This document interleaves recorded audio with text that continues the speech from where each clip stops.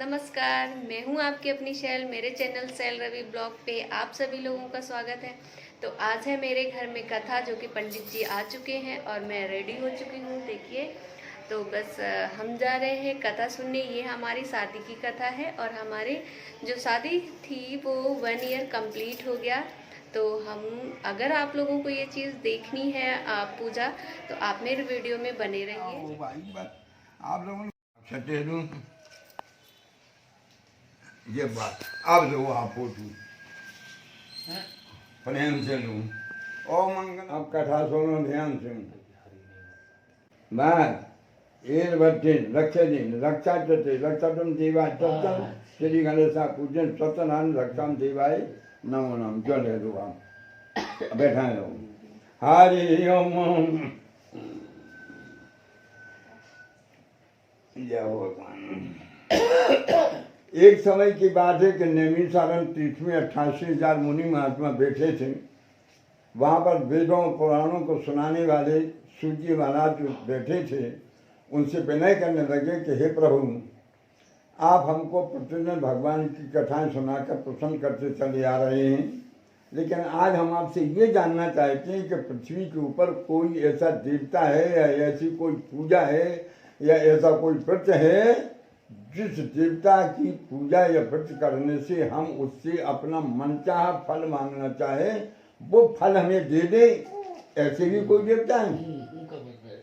28,000 महात्माओं ने जब जाकर के सूजी महाराज ने पूछा, तो सूजी महाराज ने कहा, महाराज मैं आपको ऐसे देवता के बारे में बताए देता हूँ।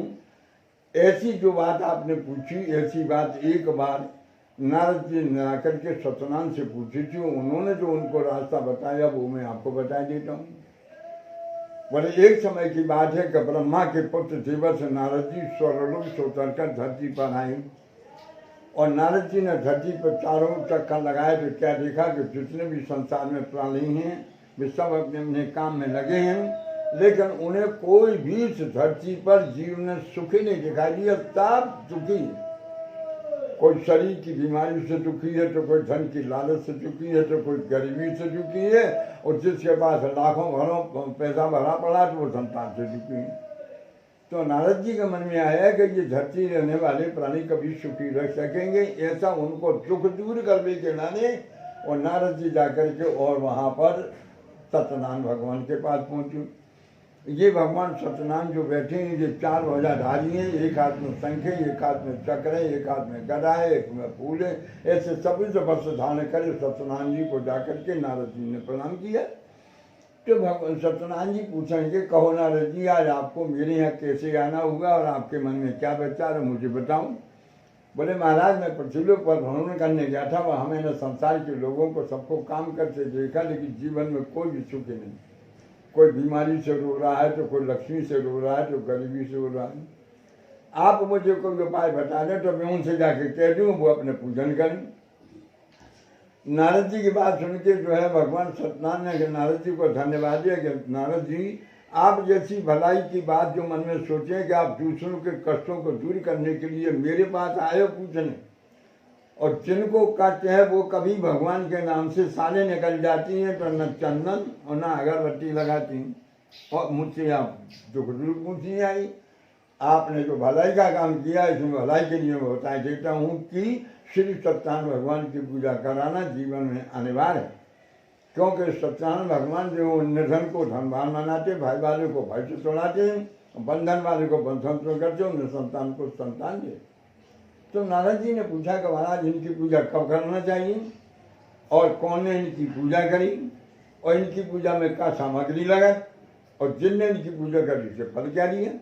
बोले नारद जी, सत्यनारायण भगवान की पूजा साल भर में केवल पुरखों को 15 दिन में बंद रहती, बाकी कभी बंद नहीं होती, सबके शादियाँ बंद हो जाती हैं। अब पूरी शादी हो रही।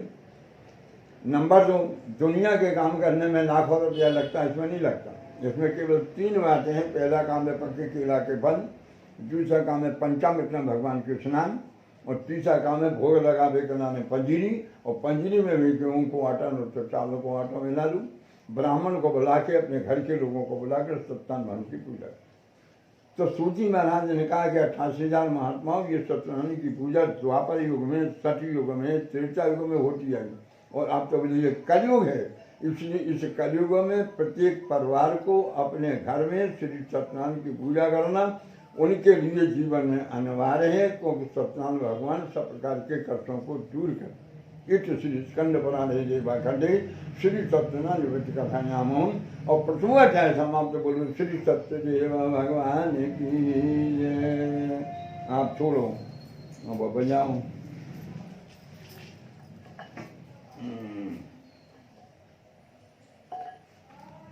ओम मंगलम भगवान विष्णु।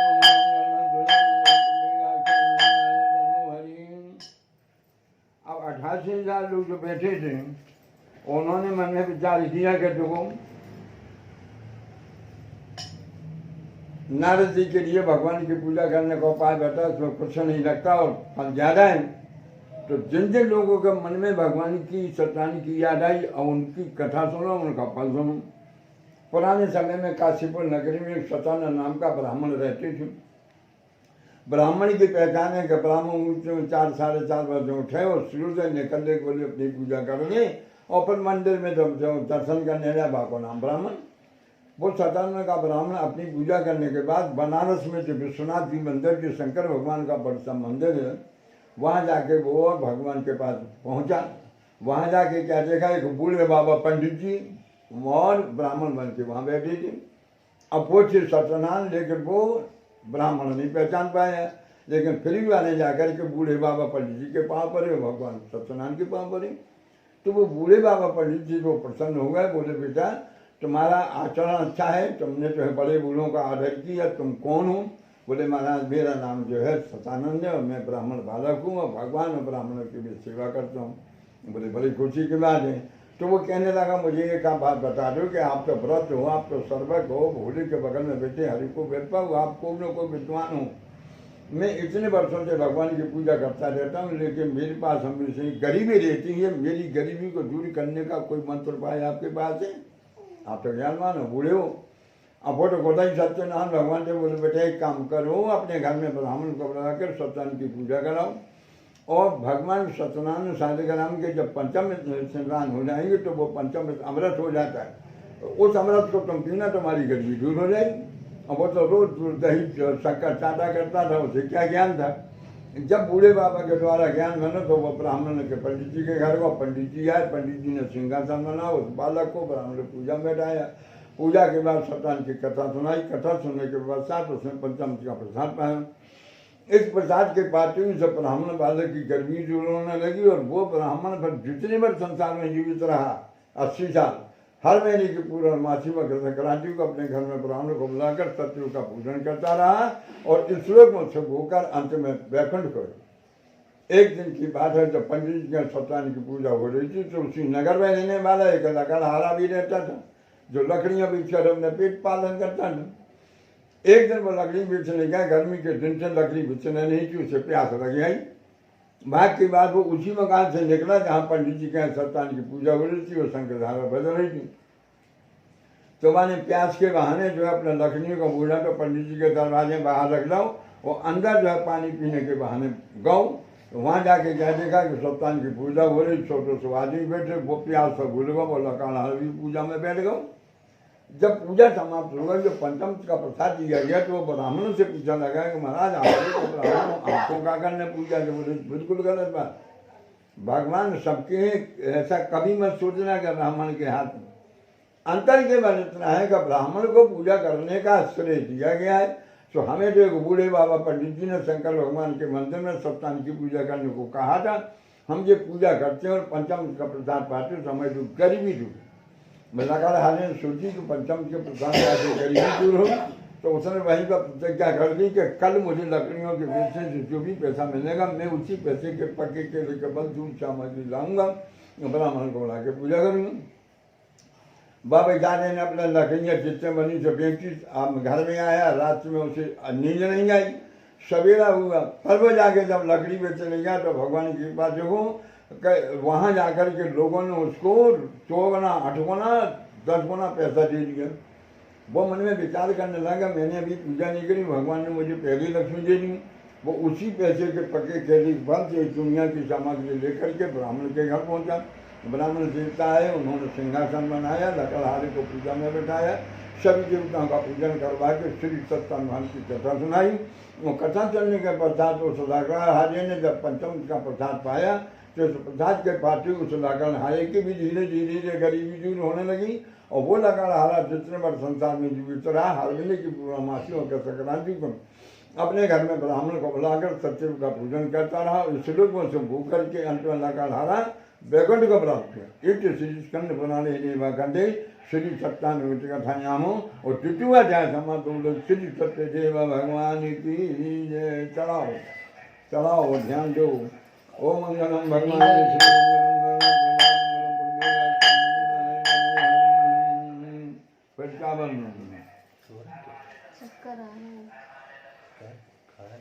आप लोग अपने लय रहो, बाद में चढ़ा दिए, आखिरी बार में चढ़ा दिए। अब आगे मैं कथा कहता हूँ। पुराने समय में को रुकामुख नाम के राजा हुए। राजा जो थे उनके राज्य में भद्रशिला नदी किनारे पर राजा रानी ने शंकर भगवान का मंदिर बनवाया। एक दिन की बात है कि राजा रानी पंडित जी को लेकर के उसी सत्यनारायण भगवान के शंकर भगवान के मंदिर में सत्यनारायण की पूजा करने पहुंच गए। जब पूजा हो रही थी तो उसी राजा के राज्य में एक करोड़पति बनिया रहता था। वो व्यापार करने गया, वो भी लौट के आ गया, खाने पीना नदी किनारे लगाई और वो मंदिर में भगवान के दर्शन करने गए। तो राजा से पूछने लगा कि महाराज आप तो राजा हो, रानी हो, आपको तो सब प्रकार के सुख हैं, शरीर से आप सुख हो, पैसे आपके पास है, लक्ष्मी आपके पास है, सारी बातें। मुझे ये बताओ कि आपने सारे देवता जल में स्नान कराई और ये जो काले काले बेटे इन्हें आपने दूध दही में स्नान क्यों कराए? बोले सेठ जी ये श्री सत्यनारायण रंगनाथ भगवान हैं शालिग्राम, इनके आशीर्वाद से हमारे यहाँ संतान। अब सेठ जी के समझ नहीं आए, वो तो करोड़पति आदमी संतान है जिसे मैंने प्रतिवारा पूछी। तो राजा ने कहा तुम तो मूर्ख हो, हमने एक बार कह दिया कि श्री सत्यनारायण भगवान हैं, रंगनाथ है, ये संतान जी। अब आगे संतान नहीं है तो मैंने पंचामृत का प्रसाद पाऊँ और प्रतिज्ञा कर ली कि अगर ये भगवान मुझे सत्यनारायण भगवान मुझे संतान देंगे तो मैं भी इसी मंदिर में आके पूजा करूँगा। ऐसी प्रतिज्ञा करके वो पंचामृत लेके और अपने सीधे घरे पहुँचो। जब घरे पहुँचो तो सेठानी लीलावती को जब वो पंचामृत लिया तो लीलावती पूछने लगी कि सारा जीवन निकल जा रहा है, तुम कभी ब्राह्मण को देख के दरवाजा बंद करती हूँ जबकि दान देना चाहिए, गाय को देख कर तुम घास नहीं देते भीतर घुस जाती हूँ, मुझे आज ही बताओ कि तुम पंचामृत कहाँ से लाए? तब उन्होंने बताया कि राजा रानी सत्यनारायण की पूजा कर रहे थे और मैंने प्रतिज्ञा कर ली कि भगवान मुझे संतान देंगे तो मैं भी बड़ी खुशी की बात है। भाव तो रखो, ब्राह्मण क्या कहते हैं भगवान क्या है। परिणाम यह हुआ, देखिए भगवान का भाव रखने का कि 10 महीने के बाद उसके एक सुंदर कन्या का जन्म हुआ। जब कन्या का जन्म हुआ तो ब्राह्मण को बुलवाया। ब्राह्मणों ने आकर के सेठानी लीलावती को बताया कि आपकी पुत्री की जन्म की कुंडली में मिथुन राशि आई है, इसलिए उसका नाम कलावती। सेठानी सुन के प्रसन्न हुई। शेठ जी व्यापार करके आया तो मैंने प्रार्थना करी कि देखो भगवान ने पुल को 10 महीने बाद संतान ने पूजा करा, बोले मैं कराऊंगा।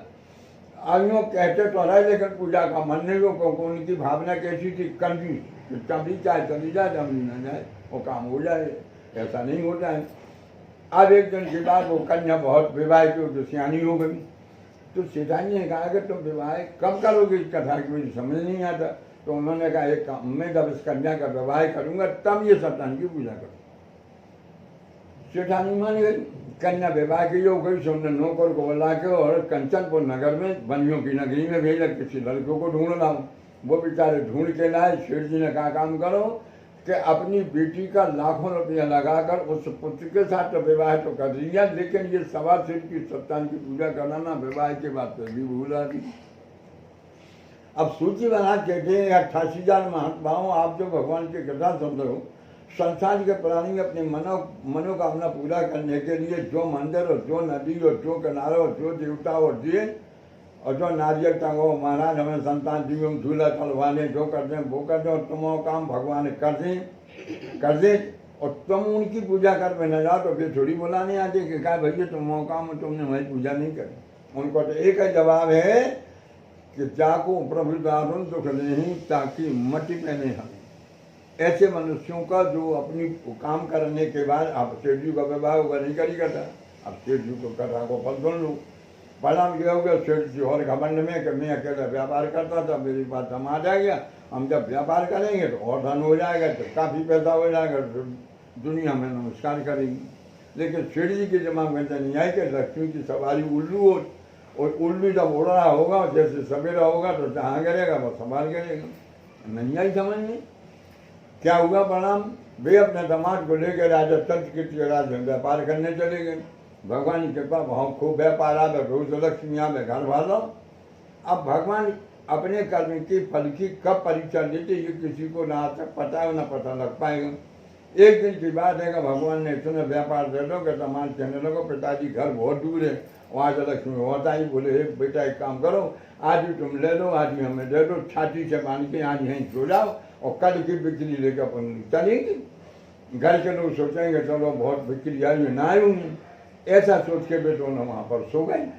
जब रात्रि भई आधी रात्रि तो जी राजा के राज्य में व्यापार कर जाते बाद राजा के खजाने की चोरी भई, उसी रात्रि में वे चोर जो है खजाने को थन लेकर भागे और सिपाहियों ने उनको पीछे पकड़ो। जब पीछे पकड़ो तो वे उसी रास्ते में होके भागे जहाँ वे दोनों धन सो रहे थे। उन्होंने वो अपना चोरा ने अपना धन उनके धन में पटक कर बेटा भाग गए, और राजा के सिपाही जो चले आ रहे थे उन्होंने इन दोनों को पकड़ लिया। वो पकड़ के राजा के सामने लगे कि महाराज जो खजाने को जाने हम तो चोर पकड़ना है। उन्होंने बहुत विनय करी कि महाराज हम उनका मुख्यनाथ के विभाज हम तो सारी बानी है जो हमारा दमाद है और आप मिला दे। लेकिन राजा ने ये कहनी सुनी और आधी रात में उनको धन छुड़ा ला और जो को चीटिए दमाद को जील खाने में आधी रात में बल्ले का। इधर देखो शैतानी लीला बटियों कला बटियों को का भाव, वे तो जा सोच कर सो गई थी कि चलो आज पैसा ज़्यादा होगा कल आ जाएगा। लेकिन हुआ क्या, उसी रात्रि में भगवान ने उन्हें सजा दी कि सवेरा नहीं हो पाया, उनके दरवाजे का न तो दरवाजा खुला, न दीवार फटी, न सेंध लगी, घर में जितना सोने चांदी रुपया पैसा तो उसी रात्रि में भगवान ने वो भी चोरी करा दी। यहाँ तक खाने तक को आटा नहीं बेचा। सवेरे जब लीला बटी उठी कला बटी तो देखिए कितनी परेशानी हो गई। दुनिया में पूछने कोई बताने वाला नहीं, इतना तिलकी नहीं आ रहे, जमात नहीं आ रहे, खाने को कुछ नहीं बचा, तो पति की चिंता हो, गरीबी की चिंता, अरे कोई सुनने वाला नहीं। भगवान की नाराजी। परिणाम क्या होता है, भगवान ही सबको बनाते हैं, विश्वास रखो। बगल में पंडित जी के सप्ताह की पूजा हो रही थी, वो कन्या कलावती पूजा में पहुंच गई। अब जब पूजा को जो नियम है कि जाते जा में बैठो नहीं, और अगर बैठ गए तो बिना आरती प्रसाद के जाओ नहीं। वो कन्या कलावती जो अपना प्रसाद लेके जब रात में देर में आई तो माता जी वो नाराज हो गई। दुनिया में बदनामी हो रही, घर में गरीबी पड़ी, सेठ जी समाज को पता नहीं है तो जो घूमने की पड़ी। बोले माता जी ऐसी बातें मत करो, पंडित जी का सत्तान की पूजा हो रही थी, मैं ये पंचम का प्रसाद है। तो सूर्य महाराज कहते हैं कि वो सेठानी को अपना पंचम में याद आया कि यही पंचामृत है जो सेठ जी ने विवाह के बाद सत्यनारायण की पूजा नहीं कराई, और न सेठ जी को पता न दामाद को पता, घर में गरीबी हो न हो तो सत्यनारायण नारायण। वो बेचारे पंडित जी कहे गए, पंडित जी आए, पंडित जी ने सामान मांगा, सामान नहीं था तो ब्राह्मणों को आशीर्वाद है अगर कोई सामान में कमी होती है तो ब्राह्मण लोग चावल और फूल से भगवान बना के पूजा कर ली। वो सेठानी लीलावती में पूजा में बैठ गई और भगवान सत्तान से प्रार्थना की कि क्षमस्व में अपराधम भर्ता नामातम, मेरे पति और मेरे रमार को जहाँ भी हो उनसे कोई भूल हो गई हो तो कृपा करके मेरी ओर से आप उन्हें क्षमा कर। ये भगवान सत्यनारायण समझ गए ये पति भी तहसरी है। उसी रात्रि में आधी रात्रि में राजा संस्कृत के महल में पहुंचे और जोर से करके राजा को आवाज दी कि तुमने जिनको जो है बिना सोचे जेल में बंदी बनाया है वे दोनों चोर नहीं हैं।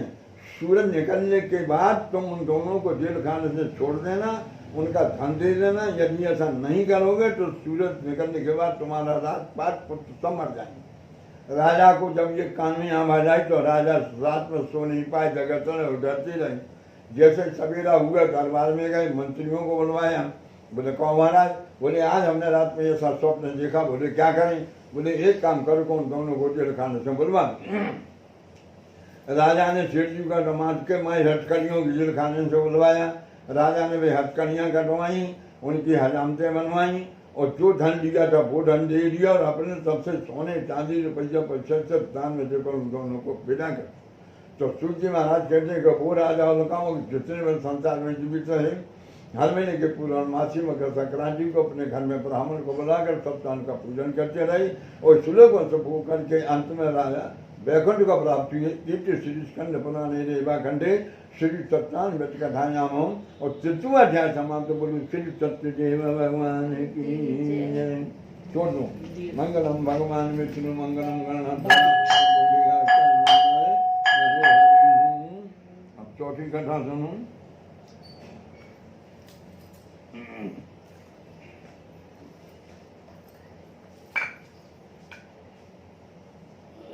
उसमें घी है कि मुझे दिखाई नहीं दे रहा है भरा है भरा पूरा भरा।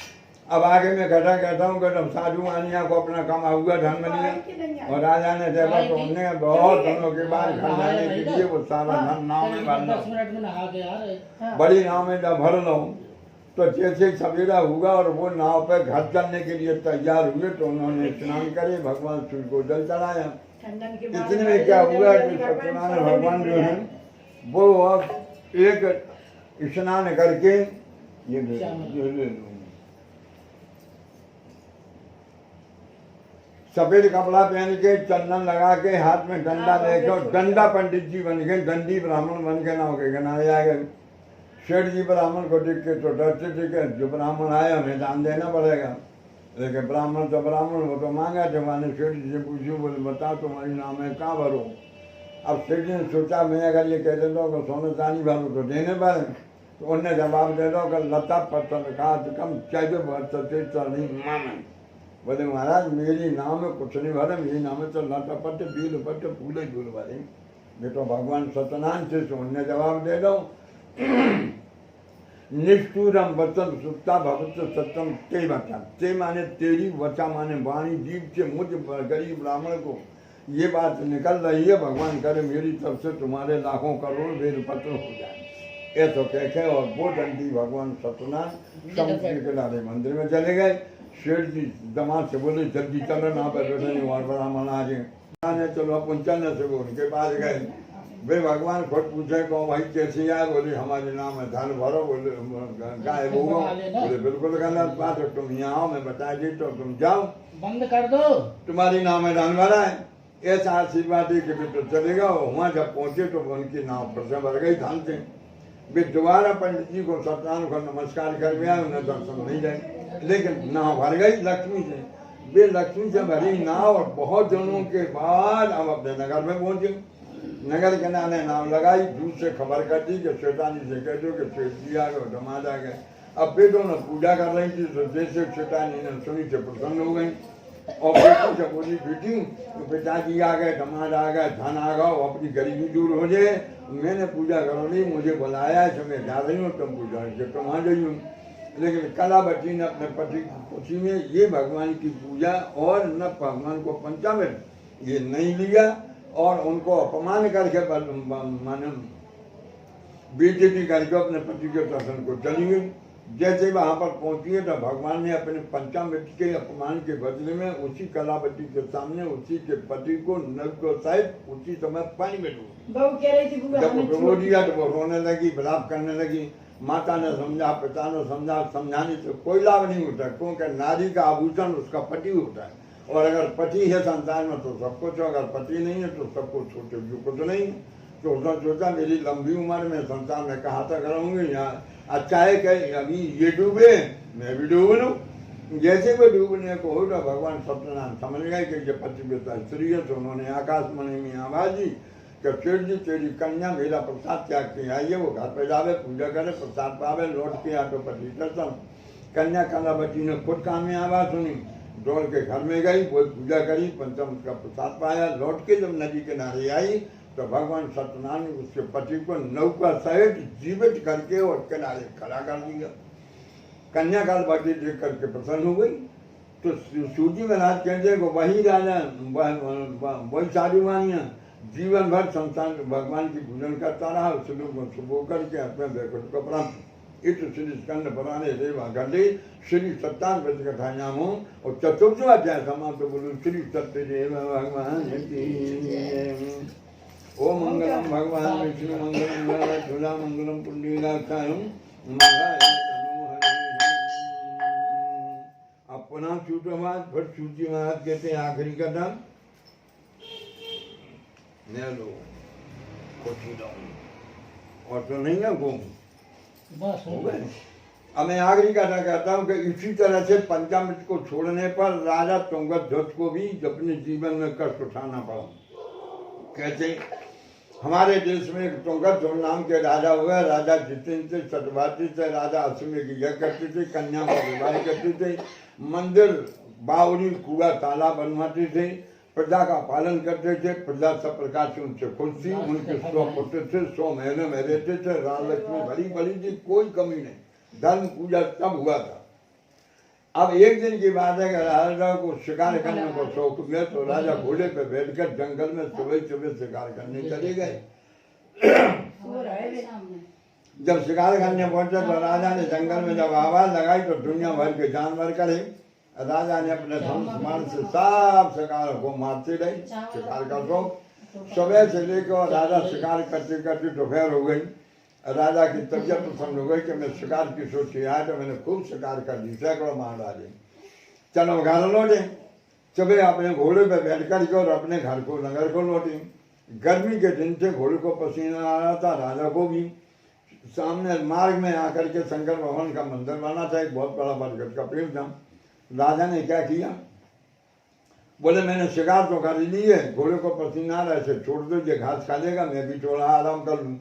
राजा उसी मंदिर के सामने चबूतरा बना था, बरगद के पेड़ की छाया थी। राजा वहीं पर आराम करके और लेट कर सो गए। थोड़ी देर में क्या हुआ कि ग्वाल वाले लोग जो हम और आप दूध लेने जाते हैं, ये शंकर भगवान के मंदिर में पंडित जी को लेकर और वहाँ पर सत्यनारायण की पूजा करने पहुँच गए। जब पूजा करने पहुँच गए तो जब पूजा हो रही तो शंकरधारा बदल रही, आवाज राजा के कान में गई, सो राजा की नींद खुल गई। राजा उठकर अपने स्थान पर बैठ गए और मन में घमंड करने लगे कि मैं देश का राजा हूँ, मैं जहाँ बैठता हूँ तो सारी जनता मेरे पैर छूने मेरे पास आती। लेकिन राजा के दिमाग में नहीं आई कि देखो भगवान का सिंहासन ऊपर बना है, पंडित जी भी नीचे बैठे हैं, सारी जनता नीचे बैठी है, ग्वाल वाले बैठे हैं, हमें वहाँ जाना चाहिए और भगवान को नमस्कार करना चाहिए। लेकिन राजा को लक्ष्मी को घमंड, प्रणाम ना तू गता ना तू नमस्कार, ना तो भी गए ना नमस्कार करी।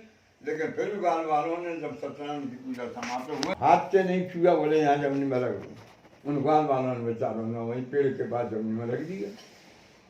तो सूजी महाराज कहते 88,000 महात्माओं राजा को अपने घमंड लगे ये फल मिला कि राजा घोड़े पे बैठकर और अपने नगर को जब नगर में पहुंचे हैं तो शाम के समय सारे नगरवासी रो रहे। राजा ने सबको रोते देखा तो पूछा क्यों भाई आज ने शिकार करने गया था, आज ही क्या हो गया राज्य में? बोले महाराज क्या बताएं? बोले बोलो तो कौन आया है यहाँ पर मेरे राज्य में? बोले महाराज आप चलो तो आप देख लो। राजा ने ऐसे ही कहा, समझ लो 100 लड़के 100 महीनों में दरवाजे में नीचे बने पड़े, पूरा राज्य नीचे खड़ा पड़ा। राजा ने जब दृश्य देखा तो बेटा संसार में प्रत्येक स्त्री पुरुष को अपने पुत्र से बढ़कर कोई दुनिया में चीज नहीं होती है और जब के सो मर जाए। राजा ने भी दृश्य देखा तो राजा मूर्छा भूटा बात के मेरा दुनिया में सब नृत्य हो गया, बेहोश हो गए, गिर पड़े। जानिए नहीं इन्हीं भगवान के पास है। जब थोड़ी देर बाद होश आया तो राजा खड़े होकर कहते हैं कि अब तक सत्य मैं वहीं जाऊंगा जहाँ ग्वाल वाले सत्यान की पूजा कर रहे थे। ग्वाल वालों को बुलाओ, पंडित जी को बुलाओ, सब लोग चलो। राजा गए, रानी गए, उसी मंदिर में गए, ऐसी सत्यान की पूजा हुई और पूजा के बाद कल का जो बड़ा हुआ प्रसाद 24 घंटे बाद राजा ने उसे उठाया और बड़े प्रेम से पाया।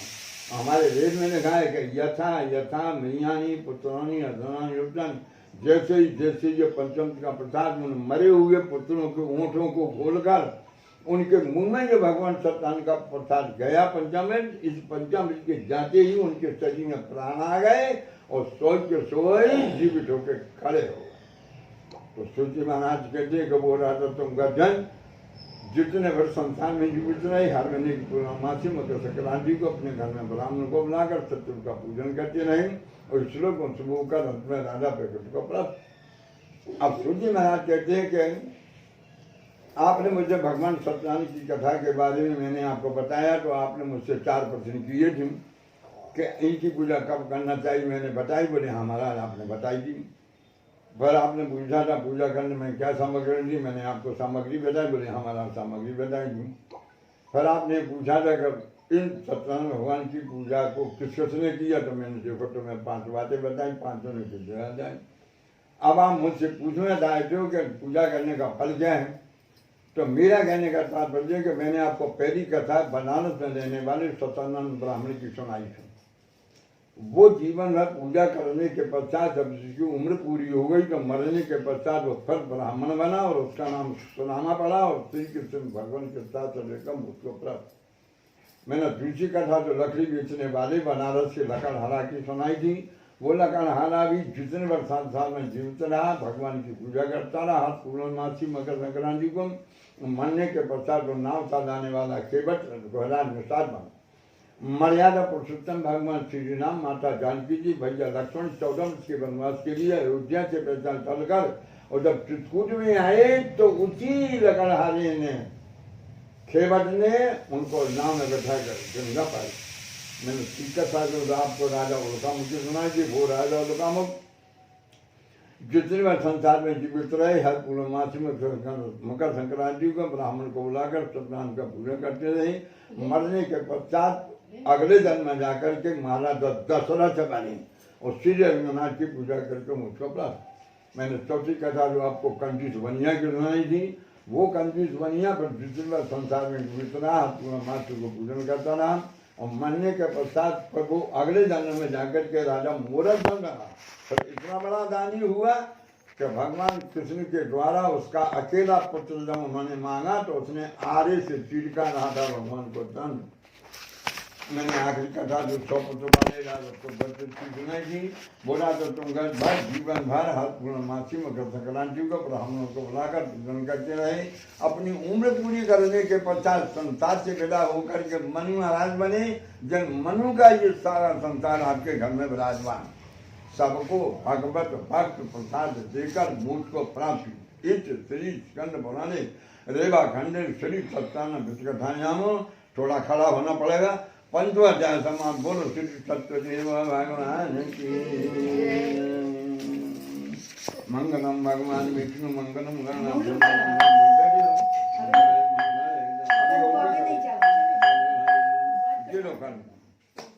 हाँ साहब आप 6 इंच की जगह जो पीछे को छोड़ लो मोबाइल ना, वही तो हम कह रहे हैं। 6 इंच की जगह दूँ हमें एक गुम्मा या ईंटा दूँ बामे आओ जो बेटी आओ गुम्मा या ईंटा दूँ।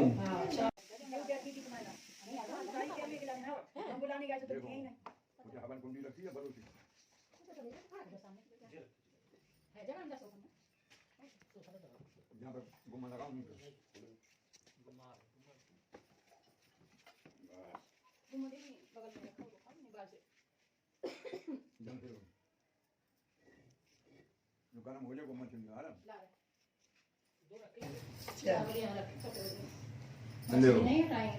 चाकू दे काट दे चाकू दे किसे मिलाओ ऊपर नीचे लल्ली पकड़ तो लो काट नीचे रख लो ऊपर नीचे करो मिलाओ। आप मैं मंत्र बोलूंगा आप 3 चम्मच घी डालेंगे। ओम गणानान्वा गणपतिकम अवामहे श्री गणाधिपते नमः स्वाहा। रखे चम्मच हाथ जोड़ो। गणाधिपते नमः फिर मारो इदम प्रजापते नमः स्वाहा। फिर हाथ जोड़ो इदम प्रजापते नमः फिर मारो सुष्ठि अग्नये नमः स्वाहा। हाथ जोड़ो सुष्ठि अग्नये नमः। आखिरी बार भरो ओम विश्वेभ्यो देवेभ्यो नमः स्वाहा।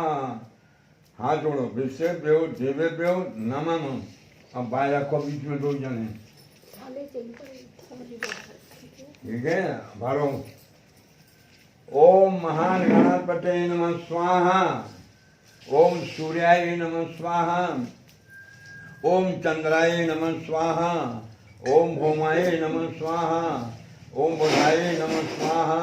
ओम गुरवै नमः स्वाहा, ओम भृगवै नमः स्वाहा, ओम शुक्राय नमः स्वाहा, ओम शनवै नमः स्वाहा, ओम रायवे नमः स्वाहा, ओम केतवे नमः स्वाहा, ओम ब्रह्मा मराजी तुपांतकारी भानु सचिव ओम छुटो वदस्य गुरुत्व सुगला तनिराव केटवा सूर्यादि नमः मंडलम दीप्ता भ्यो नमः स्वाहा दुर्गम घी इदम प्रजापतये नमः स्वाहा हाथों में इदम प्रजापतये नमः एक और भरो सुष्टि अग्नये नमः स्वाहा सुष्टि अग्नये नमः बचालो ओम शंकराय नमः स्वाहा, ओम नमो संभवाय नमः स्वाहा, ओम विष्णु शिवताभ्यो नमः स्वाहा, ओम दुर्गाय नमः स्वाहा, ओम ऐं ह्रीं क्लीं चां मुंडै विच्चै नमः स्वाहा, ओम सप्त सागरेभ्यो नमः स्वाहा, ओम सप्त ऋषिभ्यो नमः स्वाहा,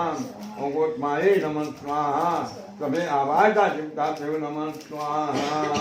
पंचीं चम्मच घी घुमाओ। इदं प्रजापतये नमः स्वाहा, इदं प्रजापतये नमः सुष्टि अग्नये नमः स्वाहा, इदं सुष्टि अग्नये नमः विश्वेभ्यो देवेभ्यो नमः स्वाहा, ओम विश्वेभ्यो देवेभ्यो नमः। पान मैंने रखे थे, कहाँ गए पान? जी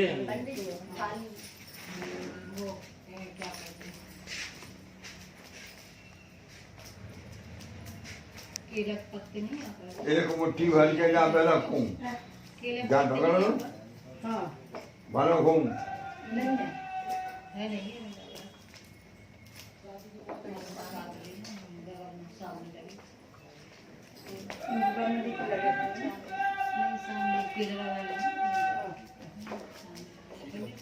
हमें दे दो कुछ, वो हमें दे दो। हमारे ये लेके छोटे छोटे हैं। ले आओ, थोड़े थोड़े ले लो, हम सब जने खा ले। वो केली लगी है। बच्चा बंद नहीं ना, केला तो नहीं, केली है। ले आओ, आ जाओ।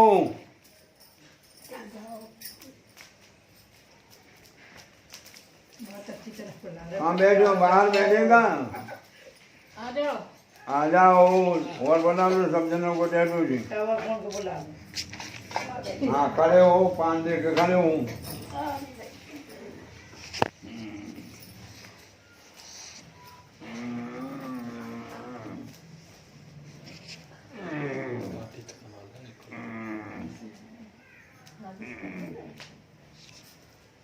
हाँ साहब, दोनों में हाथ लगा करो। ओम जय लक्ष्मी नमो नमः स्वामी, जय लक्ष्मी नमो नमः सत्यनारायण स्वामी जगन्नाथ हरे। ओम जय लक्ष्मी नमः रतन जटित सिंहासन अद्भुत चपराजे पूजन करत निरंतर संतान निभाए। ओम जय लक्ष्मी नमः प्रगट भय कलिकार मुझको डरत जियो मूढ़ो ब्राह्मण मन के कंचन में रखियो। ओम जय लक्ष्मी नमः जोर बल भीम कठोरा गिन पर कृपा करी पंग चूरे कराना ज्ञान स्वामी वांछित फल भाव। ओम जय लक्ष्मी नमः घूमना थोड़ा। जय लक्ष्मी नमो नमः जय लक्ष्मी। देखो बेटी ऐसी घूमे ऐसी आओ ऐसे। जय लक्ष्मी नमो नमः जय लक्ष्मी नमः कर करो करते स्वामी जगपाल गया। ओम जय लक्ष्मी